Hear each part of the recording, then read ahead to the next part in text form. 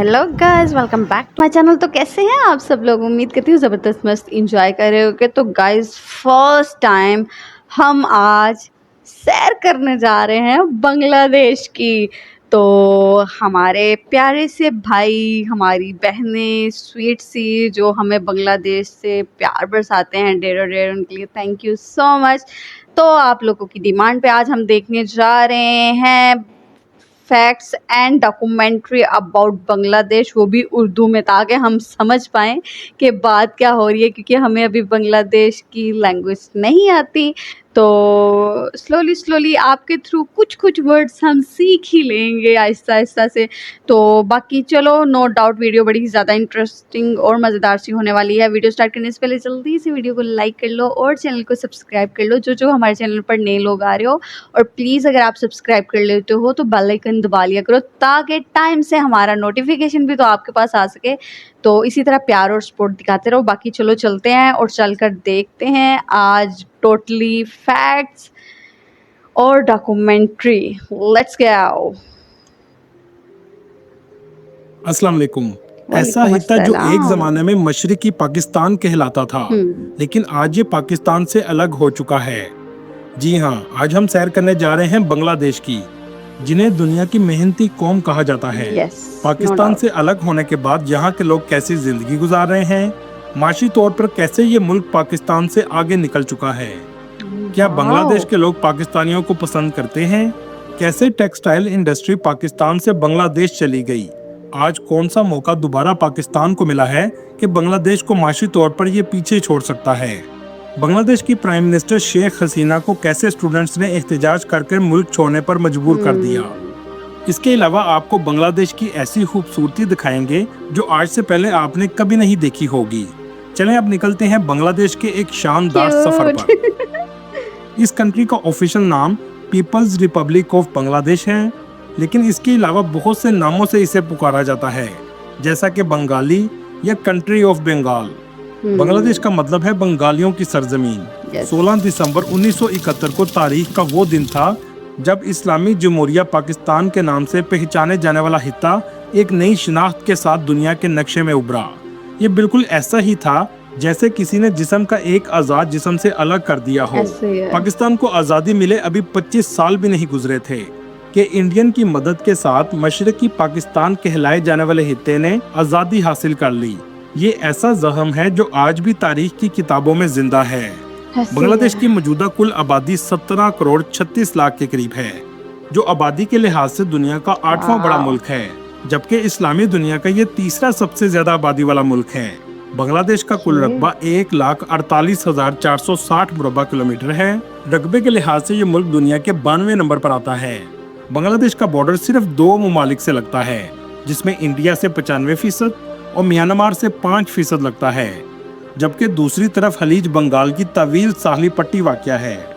दोस्तों, बांग्लादेश की कौम को दुनिया की मेहनती कौम कहा जाता है और इस मुल्क की तेजी से तरक्की का राज भी यही है।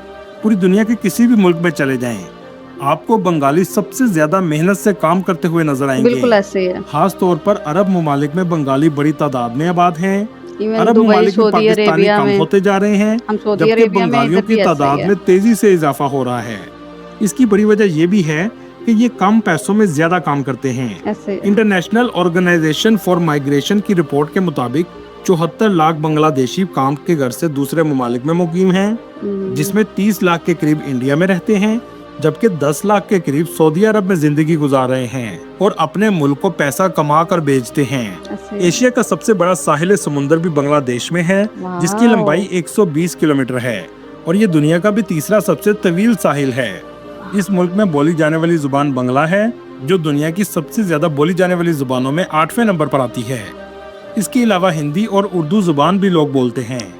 बांग्लादेश में 91% मुसलमान आबाद हैं, जबकि 8% हिंदू और 1% दूसरे मज़हब के लोग रहते हैं।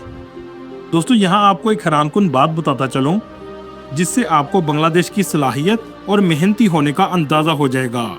दुनिया में चाइना और इंडिया जैसे बहुत बड़े रकबे वाले ममालिक साल में 3 बार चावल की पैदावार करते हैं, जबकि बांग्लादेश रकबे के लिहाज से 92वें नंबर पर आता है। इसके बावजूद ये मुल्क भी साल में 3 बार चावलों की पैदावार करता है। और दुनिया में चावल पैदा करने वाले ममालिक में तीसरे नंबर पर आता है और पूरी दुनिया को चावल एक्सपोर्ट भी करता है। ये वही मुल्क है जिसके 1971 में हालात बद से बदतर थे। करेंसी की वैल्यू भी जीरो थी, यहाँ तक कि पाकिस्तानी रुपए पर बांग्लादेशी स्टैंप लगाकर इस्तेमाल की जाती थी। बांग्लादेशी करेंसी के प्रिंट होने के बाद भी इसकी वैल्यू टके की भी नहीं थी, लेकिन आज पाकिस्तानी करेंसी की वैल्यू टके की भी नहीं रही। जी हाँ, बांग्लादेश की करेंसी को टका कहा जाता है। आज एक बांग्लादेशी टके के बदले 2.30 पाकिस्तानी रुपए आते हैं। 1971 के बाद बांग्लादेश ने तरक्की का सफर बहुत तेजी से तय किया है, जबकि पाकिस्तान इसके बरअक्स तनज़्ज़ुली का शिकार रहा है। 2024 के अदाद-ओ-शुमार के मुताबिक पाकिस्तान की जीडीपी $340 बिलियन है, जबकि बांग्लादेश की जीडीपी $460 बिलियन है। पाकिस्तान में रहने वालों की फीकस आमदनी $1600 है, जबकि बांग्लादेश की $2800 है। पाकिस्तान के फॉरेन रिजर्व $4 बिलियन के करीब हैं, जबकि आज भी बांग्लादेश के फॉरेन रिजर्व $21 बिलियन के हैं। पाकिस्तान से टूटकर अलग हुआ हिस्सा आज $55 मिलियन का सामान पूरी दुनिया को बेच रहा है, जबकि पाकिस्तान $30 बिलियन की एक्सपोर्ट करता है। आज़ादी के वक्त ये मुल्क दुनिया का दूसरा सबसे गरीब मुल्क था, लेकिन आज इसकी चंद सालों में तरक्की देखकर दुनिया हैरान रह जाती है। आज ये जनूबी एशिया की दूसरी और एशिया की 10वीं बड़ी माशी ताकत बन चुका है। बांग्लादेश की सबसे अहम एक्सपोर्ट रेडीमेड गारमेंट्स हैं। 1980 से बांग्लादेश ने सबसे ज्यादा तवज्जो रेडीमेड गारमेंट्स पर दी है। लेकिन सोचने की बात यह है कि पाकिस्तान की फैसलाबाद की टेक्सटाइल इंडस्ट्री कैसे तबाह हो गई और बांग्लादेश टेक्सटाइल में बहुत आगे निकल गया। इसकी कुछ वजूहात में से चंद ये हैं कि बांग्लादेश की फैक्ट्रियों में खवातीन कम उजरत में काम करती हैं, सस्ती बिजली और टैक्स फ्री जैसी सहूलियात फराहम की, जिसकी वजह से कम कीमत में मियारी मसनूआत पैदा होती हैं। जबकि पाकिस्तान में अदम सियासी इस्तेकाम रहा, बिजली और गैस महंगी कर दी गई, जिसके बाद पाकिस्तान टेक्सटाइल में बांग्लादेश का मुकाबला न कर सका। बांग्लादेश की पॉलिसियों ने सरमायाकारों को अपनी तरफ मतवज्जा किया, जिसके बाद पाकिस्तान के टेक्सटाइल ब्रांड ने बांग्लादेश में भी काम शुरू कर दिया, जिसमें crescent Textile Mills, Gul Ahmed Textile, Nishat Mills Limited और अल करम टेक्सटाइल वगैरह शामिल हैं। आज इन कंपनियों की प्रोडक्शन का बहुत सा हिस्सा बांग्लादेश में तैयार किया जाता है, जिससे बांग्लादेश में रोजगार की फराहमी हुई। ये सब कुछ बांग्लादेश की कारोबार दोस्त पॉलिसियों का नतीजा था।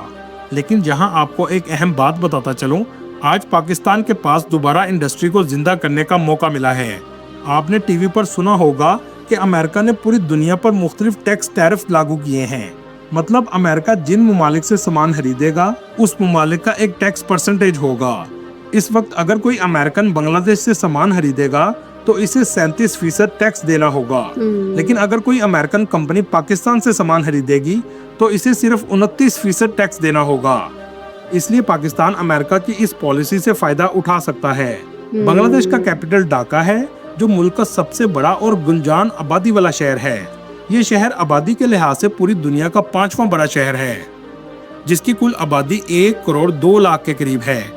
इस शहर का कुल रकबा 306 मुरबा किलोमीटर है, जहां हर किलोमीटर में 44,500 लोग रहते हैं। ये शहर नेपाल से निकलने वाली नदी गंगा के किनारे वाक़या है।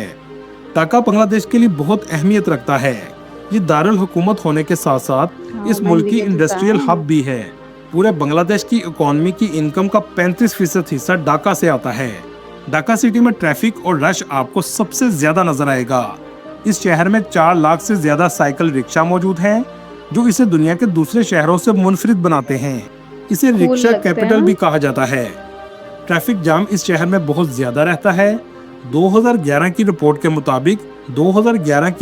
मुताबिक यहाँ रोजाना 6 घंटे तक ट्रैफिक जाम जरूर रहता है। ढाका के कुछ हिस्से बहुत साफ सुथरे हैं, लेकिन बहुत से हिस्से ऐसे हैं जहाँ गंदगी और पोल्यूशन बहुत ज्यादा है। लेकिन इस गंदगी के बावजूद लोग जिंदगी गुजारते हैं। बांग्लादेश के कुछ लोगों से पूछा गया, क्या आप पाकिस्तान से मोहब्बत करते हैं, तो ज्यादातर का जवाब हाँ में था। अल्हम्दुलिल्लाह, अच्छा देते हैं। और ये तब्दीली खास तौर पर हसीना वाजिद के इस मुल्क से भाग जाने के बाद आई है। यहाँ तक कि इस मुल्क को आजाद करवाने वाले मुजीबुर रहमान के पुतले भी गिरा दिए गए हैं। दोस्तों, ओल्ड ढाका के इलाके में रोड में अगर आप जाएंगे तो कई घंटे तक ट्रैफिक जैम में फंस जाएंगे। हर तरफ साइकिल रिक्शा ही नजर आएगा। बांग्लादेश ने माशी तरक्की तो की है, लेकिन इंफ्रास्ट्रक्चर में ज्यादा डेवलपमेंट आज भी नहीं है। ट्रेन में खड़े होकर और यहाँ तक कि ट्रेन की छतों पर भी बैठकर सफर आज करना भी यहाँ guys ऐसे आम हो बात रहा है। है। आपने शायद पूरी दुनिया में इससे ज्यादा रश वाली ट्रेन कभी नहीं देखी होगी। नहीं दोस्तों, ढाका देखी। सिटी को मस्जिदों का शहर भी कहा जाता है, जहाँ 6000 से ज्यादा मसाजिद मौजूद हैं। बांग्लादेश का लिटरेसी रेट 76% के करीब है, मतलब 76% लोग पढ़ना और लिखना जानते हैं। ढाका में बहुत सी तारीखी बिल्डिंग्स भी मौजूद हैं, जिनमें लालबाग फोर्ट, एहसन मंजिल म्यूजियम और कदीम मसाजिद शामिल हैं। ढाका से रात के वक्त लोग क्रूज पर भी सफर करते हैं। वाह। इसको टाइटैनिक ऑफ बांग्लादेश भी कहते हैं। ये क्रूज ढाका से ब्रिशल तक के लिए चलाया जाता है। Beautiful। इनको बहुत खूबसूरती से सजाया गया है। हर तरफ रोशनी ही रोशनी आपको नजर आएगी। सबसे नीचे के एरिया कमाल की टिकट यार। सबसे कम होती है, जिसका किराया सिर्फ $4 है। और ऊपर वाली मंजिल में कमरे बनाए गए हैं, जिसका किराया $50 से $100 तक होता है। जो भी टूरिस्ट बांग्लादेश आता है, इस सफर का मजा जरूर लेता है, ही तो क्योंकि यूरोप खूबसूरत। और दूसरे ममालिक की निस्बत ये क्रूज बहुत सस्ता है। वाह। ढाका सिटी में स्ट्रीट फूड आपको बहुत ज्यादा नजर आएगा। छोटी छोटी दुकानें हर जगह मौजूद हैं।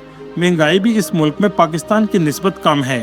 ढाका का सबसे डेवलप एरिया गुलशन का इलाका है। वाह। ये इलाका आपको बाकी ढाका की निस्बत साफ सुथरा नजर आएगा और ऊंची इमारतें भी इस इलाके में मौजूद हैं। यहाँ ज्यादातर अमीर लोग रहते हैं। शॉपिंग मॉल और ब्रांड्स की शॉप्स भी इस एरिया में मौजूद हैं। दोस्तों, मछली इस मुल्क में बहुत शौक से खाई जाती है, लेकिन इसके साथ साथ करोड़ों लोगों का रोजगार भी इसी पेशे से वाबस्ता है। इसके अलावा पटसन की बड़ी तादाद में इस मुल्क में पैदावार की जाती है, जो रस्सी तैयार करने के काम आती है। ढाका के खाने भी पाकिस्तान की तरह हैं। यहाँ भी ज्यादातर लोग स्पाइसी खाना पसंद करते हैं। बांग्लादेश में कोला बोरता बहुत शौक से खाया जाता है, जो इमली, लीमू, कच्चे केले और मुख्तलिफ मसालों से तैयार किया जाता है। लोग इसे शौक से खाते हैं। इसके अलावा ढाका के गोलगप्पे भी बहुत फेमस हैं। दाल और बकरे के पाए भी यहाँ लोग शौक से खाते हैं। चलें अब ढाका से चलते हैं नारायणगंज, जो ढाका के करीब वाक़या है। इसे टेक्सटाइल कैपिटल भी कहा जाता है। इस शहर में बड़ी तादाद में कपड़े की फैक्ट्रीज मौजूद हैं। बांग्लादेश का दूसरा सबसे बड़ा शहर चिटागांग है। इस शहर में मुल्क की सबसे बड़ी पोर्ट है। पूरे मुल्क की एक्सपोर्ट सबसे ज्यादा इसी शहर से की जाती है। इस कंट्री में दरिया बहुत ज्यादा बहते हैं और ये तमाम दरिया बे ऑफ बंगाल में आकर गिरते हैं। ऐसे लगता है कि इसी वजह से बांग्लादेश की मिट्टी है। दुनिया में सबसे ज्यादा जरहेज समझी जाती है। चलें अब आपको दिखाते हैं बांग्लादेश की खूबसूरती, जो शायद आज से पहले आपने कभी नहीं देखी होगी। कपाती लेक ऐसी लेक है जो मसनूई तौर पर तैयार की गई है।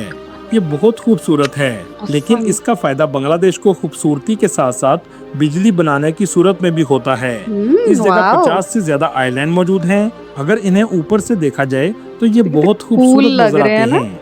यूरोप के दूसरे ममालिक की तरह इस मुल्क में भी फ्लोटिंग मार्केट मौजूद है, जिसमें कश्तियों पर सामान बेचा जाता है। डूम मॉस्क को यूनेस्को वर्ल्ड हेरिटेज साइट में भी शामिल किया गया है, जिसका आर्किटेक्चर बहुत यूनिक है। ये बांग्लादेश के शहर बेगारत में बनाई गई है, जिसमें बड़ी तादाद में गुंबद मौजूद हैं और ये मस्जिद अपने स्ट्रक्चर की वजह से मुनफरिद हैसियत रखती है। दोस्तों, एक जमाने में यहाँ लोग बुत परस्त थे। इस्लाम 13वीं सदी में इस खित्ते में आया। इसी वजह से आज भी 8वीं सदी के बुद्ध मत के टेम्पल मौजूद हैं। इस टेम्पल को पहाड़पुर टेम्पल कहा जाता है। इसकी शक्ल पिरामिड की तरह बनाई गई है।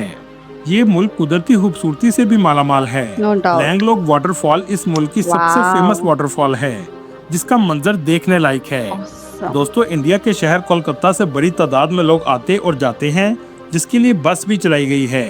और इसको आपस में मिलाने के लिए 8 किलोमीटर लंबा पुल भी बनाया गया है।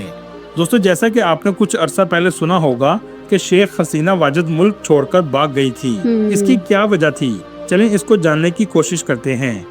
2024 अगस्त के महीने में ऐसा क्या हुआ था कि सब सड़कों पर आ गए थे। तलबा ने बहुत जोरदार एहतजाज शुरू किया था।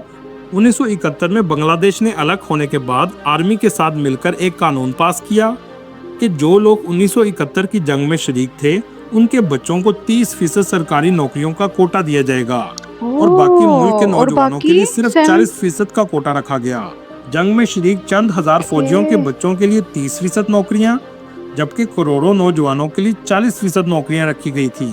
जिसके बाद नौजवान सड़कों पर निकल आए कि हम करोड़ों का हक चंद हजार लोगों को दिया जा रहा है। जिसके बाद हालात कशीदा हुए और स्टूडेंट्स ने मुतालबा किया कि सिर्फ फौज के बच्चों को नौकरियां ना दी जाएं, बल्कि सबको मेरिट पर दी जाएं। सबको इक्वली लेके आना चाहिए। शदीद एहतजाज के बाद शेख हसीना वाजिद को मुल्क छोड़ना पड़ा और अदालतों को इस कानून को ख़त्म करना पड़ा।